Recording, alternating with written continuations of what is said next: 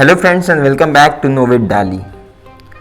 Domain names सुनने में तो बहुत ही आसान सा लगता है कि जब भी हम कभी कोई वेबसाइट बनाने जा रहे हैं तो हम उससे रिलेटेड एक डोमेन नेम कोई भी ले लेंगे और उससे हम अपनी वेबसाइट आगे रन कर लेंगे।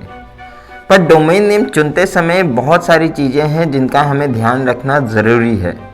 ये चीज़ें अक्सर लोग नज़रअंदाज कर देते हैं, बट ये नज़रअंदाज करने से आगे जाकर आपको कई सारी परेशानियां हो सकती हैं। तो आज हम इसी टॉपिक पे बात करेंगे और देखेंगे कि वो कौन सी सारी चीज़ें हैं जिसका आपको ध्यान रखना है जब आप एक डोमेन नेम चुनने जा रहे हैं, क्योंकि डोमेन नेम भी आपकी वेबसाइट के एक नाम की तरह है, जो कि आपका भी नाम है और आप जीवन भर उसी नाम से जाने जाएंगे। तो आप नहीं चाहेंगे कि इनिशियली जब अपनी वेबसाइट का नामकरण आप करने जा रहे हो तो आप ऐसी गलतियां कर दो जिसका हर्जाना आपको आगे जाकर भुगतना पड़े। फ्रेंड्स, इस चैनल पे हम डिजिटल दुनिया से जुड़ी तमाम चीज़ें, तमाम जानकारियां लेकर आ रहे हैं और अलग अलग फील्ड्स में, चाहे वो एसईओ हो, चाहे वो डिजिटल मार्केटिंग हो, चाहे वो वेबसाइट डेवलपमेंट हो, ये सारी चीज़ें हम इस चैनल पे कवर करेंगे और भी कई सारी इंटरेस्टिंग फैक्ट्स एंड फिगर्स हम शेयर करेंगे। तो अगर आपको इन सब चीज़ों में इंटरेस्ट है तो मेक श्योर कीजिएगा कि आप हमें सब्सक्राइब कर लें, क्योंकि यहाँ पर हम एक ही मोटिव के साथ चीज़ें कर रहे हैं कि हम चीज़ें सीखें, जानें सही तरीके से।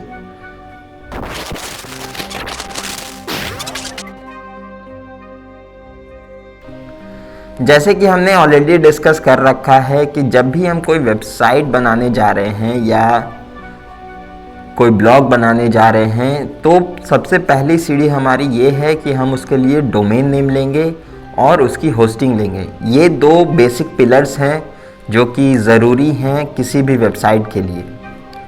अब बात आती है डोमेन नेम्स की। तो डोमेन नेम्स आपकी वेबसाइट का नाम है, एड्रेस है, जो कि कभी नहीं बदलने वाला और आगे जाकर आपको लोग उसी नाम के थ्रू जानेंगे। तो आपको ये ज़रूरी है कि इनिशियली जब आप एक डोमेन नेम चुनें तो उसमें थोड़ी बहुत रिसर्च करें, थोड़ी बहुत समझदारी से उस डोमेन नेम को चुनें ताकि आगे जाकर आपको उसके बेनिफिट्स मिल सकें।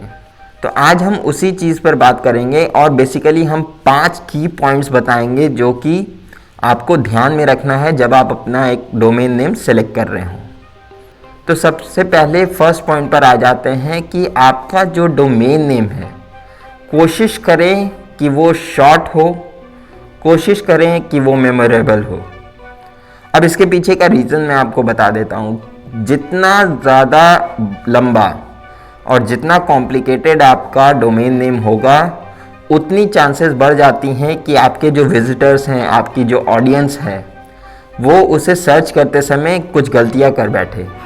जैसे अगर मान लीजिए आपने बहुत ही कुछ कॉम्प्लेक्स वर्ड्स डाल लिए अपने डोमेन में या अपनी ब्रांड नेम में, तो हाईली चांस है कि कुछ लोग उसकी स्पेलिंग गलत कर देंगे। या बहुत लंबा अगर आपने डोमेन नेम रख लिया है, सपोज़ कीजिए कि आपकी एक शू मैन्युफैक्चरिंग की बिज़नेस है, तो आपने बहुत लंबा कुछ डोमेन नेम रख लिया है क्योंकि आपको वो डोमेन नेम कम प्राइस पे मिल रहा था या फिर आपको जो चाहिए था वो डोमेन नेम आपको नहीं मिल रहा था, तो आपने बहुत ही लंबा डोमेन नेम रख लिया। अब बहुत लंबा डोमेन नेम रखने से दिक्कत ये आएगी कि लोगों को याद करने में उसे दिक्कत होगी, और याद करने में दिक्कत होगी। एक भी अगर कैरेक्टर इधर से उधर उन्होंने किया तो वो किसी और डोमेन पे पॉइंट हो जाएंगे और उनकी फर्स्ट एक्सपीरियंस एक तरह से ख़राब होती है। तो जब भी अपना डोमेन नेम चुने, एक चीज़ का ध्यान रखें कि वो जितना छोटा हो उतना अच्छा है और जितना याद करने में आसान हो उतना अच्छा है। ज़्यादा कॉम्प्लेक्स बिल्कुल ना करें अपने डोमेन नेम्स को। अब आते हैं हम दूसरी पॉइंट पर। जब भी आप कोई डोमेन नेम सर्च करने जाते हो तो आपको उसके मल्टीपल वेरिएंट्स मिलते हैं। जैसे कि सपोज़ कीजिए आपने कोई डोमेन नेम सोच रखा है, जैसे ABC कंपनी। ABC कंपनी के साथ आपको डोमेन नेम्स मिल सकते हैं जैसे abccompany.com, abccompany.in, .org, .xyz, बहुत सारे, अब तो बहुत सारे एक्सटेंशंस आ गए हैं। तो इनमें से हमें क्या चूज़ करना है और किस सिनेरियो में किस तरह से हम चूज़ कर सकते हैं, ये चीज़ समझते हैं। तो देखिए इसका बहुत सिंपल सा एक आंसर है कि कभी भी कोशिश करें कि आप .com डोमेन नेम लें। अब देखिए कोई भी जो एक्सटेंशंस हैं उससे आपकी किसी भी रैंकिंग या किसी भी चीज़ पर कोई फ़र्क नहीं पड़ता है, वो उन केसेस में मैटर नहीं करता है। बट एक ह्यूमन परसेप्शन है, हम शुरू से जो हमारी आदत बनी हुई है कि वेबसाइट्स को हम .com से रिलेट करते हैं। तो अगर आपकी कोई कंपनी है या आपकी कोई वेबसाइट है, तो जैसे हमने एग्जांपल लिया ABC कंपनी, अगर ABC कंपनी है तो ABC कंपनी की वेबसाइट अगर किसी को नहीं भी पता है तो बाय डिफ़ॉल्ट वो क्या करेगा, हाईली चांस है कि वो आगे .com लगा देगा, क्योंकि हमने शुरू से देखा है कि .com हमारी एक आदत बनी हुई है। तो पहला हमारा जो व्यू आता है वो यही आता है कि ठीक है ये कंपनी है, ये डोमेन नेम है तो .com होगा। तो इसलिए पहला कोशिश तो यही करें कि .com आप लें। दूसरी बात ये कि बहुत सारे केसेस में आपको .com नहीं मिलने वाला, और हो सकता है आपको कोई और अच्छा नाम, कोई और अच्छा डोमेन नेम नहीं मिल रहा हो। तो क्या उन केसेस में हम बाकी जो एक्सटेंशंस हैं उनमें से कुछ सेलेक्ट कर सकते हैं? तो यहाँ पे हम एक चीज़ चेक करेंगे कि हमारा नेचर ऑफ बिजनेस क्या है या हमारा नेचर ऑफ वेबसाइट क्या है, इसके अलावा हम कहाँ रिसाइड कर रहे हैं। ये सब चीज़ें फैक्टर करके हम देख सकते हैं कि बाकी जो ऑप्शंस हैं उनमें से हम कुछ ले सकते हैं कि नहीं। जैसे कि सपोज़ कीजिए कि अगर आप इंडिया में बिजनेस कर रहे हो तो .in आप एक सेकंड चॉइस के तौर पर रख सकते हो, उसमें कोई इश्यू नहीं है। ठीक है, .com अगर आपको नहीं मिला और कोई और अच्छा नाम आपको नहीं मिल रहा है जो रिलेट कर रहा है आपसे बिजनेस के साथ, तो .in आप चॉइस ले सकते हो। क्योंकि धीरे धीरे देखिए, जैसा कि मैंने कहा, पहला परसेप्शन तो तब भी रहेगा किसी भी व्यूअर का कि वो .com सर्च करेंगे, बट .in भी काफ़ी सारी वेबसाइट जो हैं वो आने लगी हैं, लोग जानने लगे हैं। और अगर जो .com वाली बात है, अगर उस .com पे एक बार आप चेक कर लें कि कहीं वो लैंडिंग पेज है किसी का, या फिर केवल वो डोमेन किसी ने खरीद के रख लिया है और वहाँ कोई वेबसाइट नहीं है। अगर वहाँ कोई वेबसाइट नहीं अभी यूज़ कर रहा है तो फिर .in आप बेझिझक ले सकते हैं, वो आपकी वेबसाइट रैंक कर जाएगी। बट अगर सपोज कीजिए आपका डोमेन था ABC कंपनी, अब ABC कंपनी .com पे ऑलरेडी अगर कोई वेबसाइट रन हो रही है तो वहाँ पर आपके लिए बेस्ट ऑप्शन ये है कि आप उस डोमेन नेम के जगह कुछ और डोमेन नेम सर्च करें।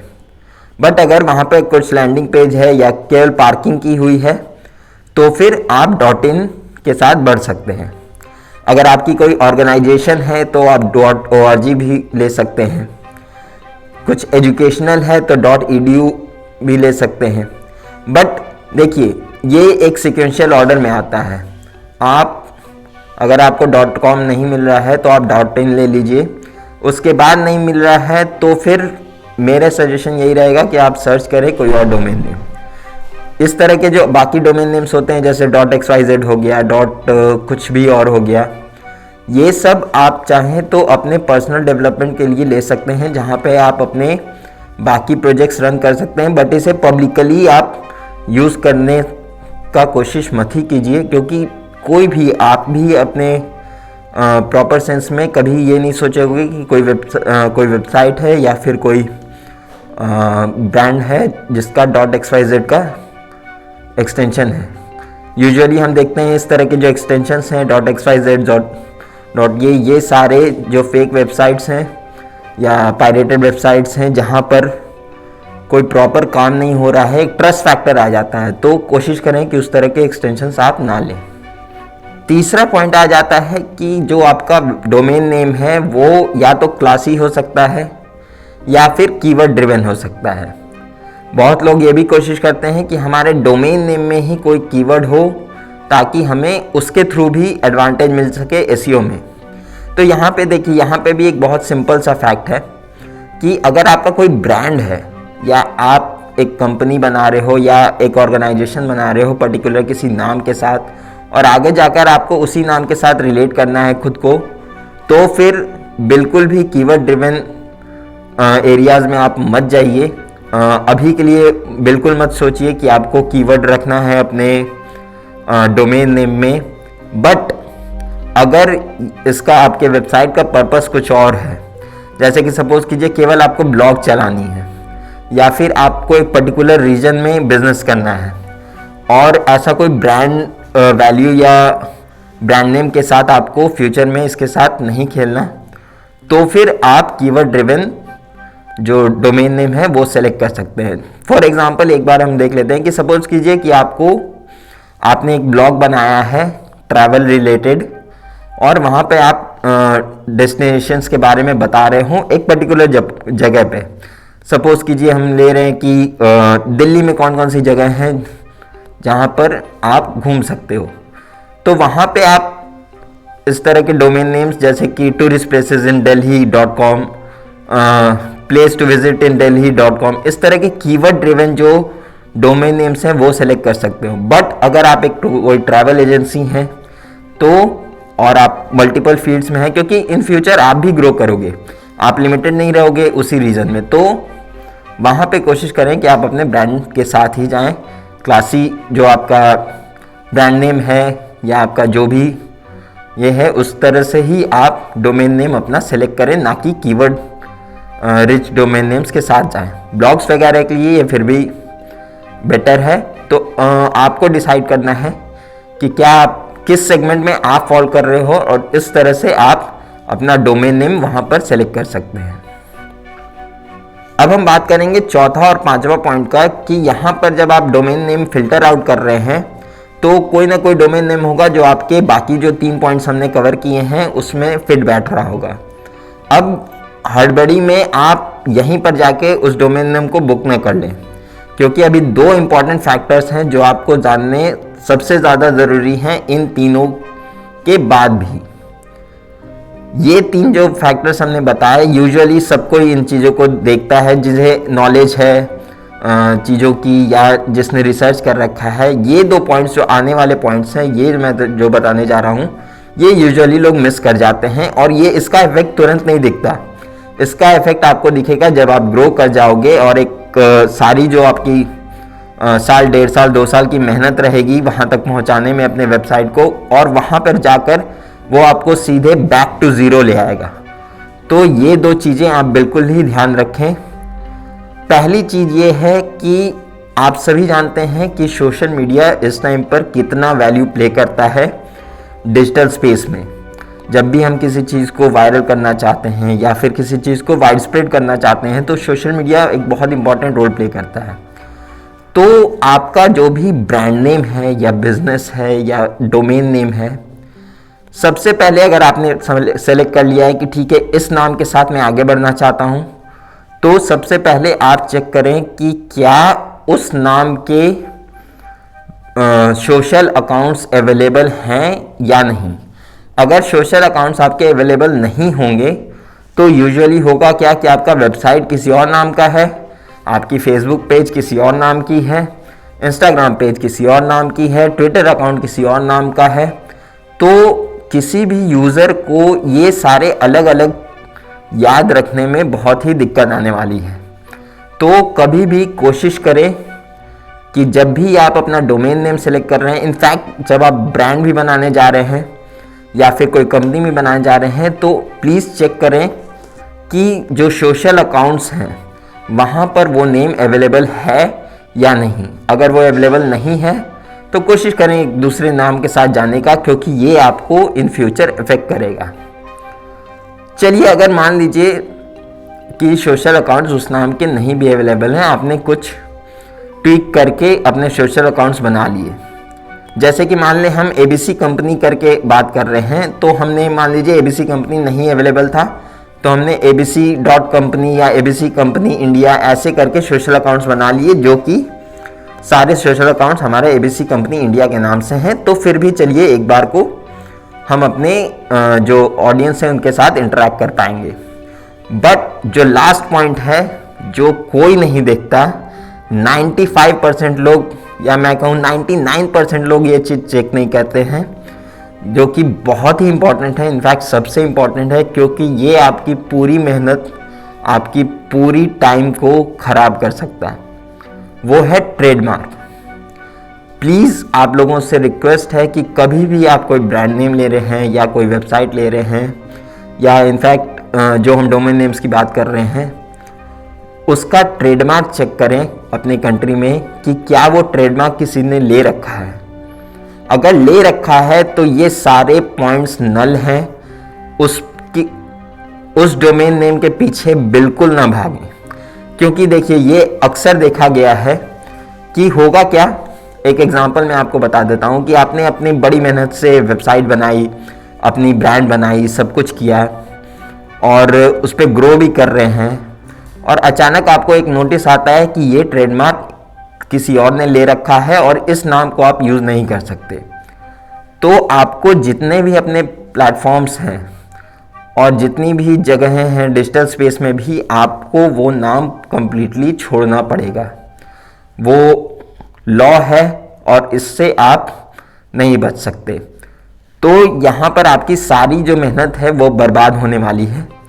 तो इसलिए कभी भी भूल कर भी ऐसा स्टेप ना लें, क्योंकि कई केसेस में हुआ है ऐसा कि साल 2 साल लोगों ने चलाया है, अच्छे ट्रैफिक ले आए हैं, अच्छी एसईओ हो गई, उसके बाद नोटिस आया कि ये ट्रेडमार्क किसी और का है, आप ये नाम यूज़ नहीं कर सकते।